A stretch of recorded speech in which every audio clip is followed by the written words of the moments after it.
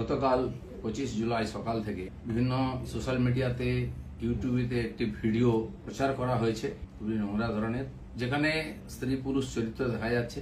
তাদের মধ্যে যে পুরুষ চরিত্র তার সঙ্গে আমার নাম যুক্ত করা হচ্ছে। ভিডিও ঠিক কি ভুল তৈরি করা কিনা, কোন চরিত্র কারা করেছে আমরা কিছু জানি না, কিন্তু এর দ্বারা আমার ব্যক্তি চরিত্রকে হনন করার, আমার ব্যক্তি ইমেজকে ধ্বংস করার এটা খুব প্রচেষ্টা হয়েছে। একটি ষড়যন্ত্র চলছে অনেকদিন, সেই চক্র থেকে এটা করা হয়েছে। সেই জন্য আমার মনে হয়েছে যে এটার সত্য সামনে আসা উচিত এবং যারা এই চক্রান্ত করছে তাদেরকে আইনের সামনে আনা উচিত। আমি পুলিশের সাইবার ক্রাইমেতে সর্বোচ্চ অফিসেতে আমার তরফ থেকে কমপ্লেন করেছি যাতে এই তদন্ত করা হয় এবং যারা এই চক্রান্তে যুক্ত তাদেরকে এক্সপোজ করে আইনের সামনে আনে, আইনের দ্বারা সাজা দেওয়া হয়। আমি অপেক্ষা করছি পুলিশ কি করে। আর রাজনীতি এটা নতুন নয়, এ ধরনের চক্রান্ত চলতেই থাকে। অনেক বড় বড় নেতাদের, বড় বড় মানুষদের বিরুদ্ধে এই ধরনের চক্রান্ত হয়। এটা হচ্ছে শেষ অস্ত্র প্রয়োগ করে তাকে শেষ করে।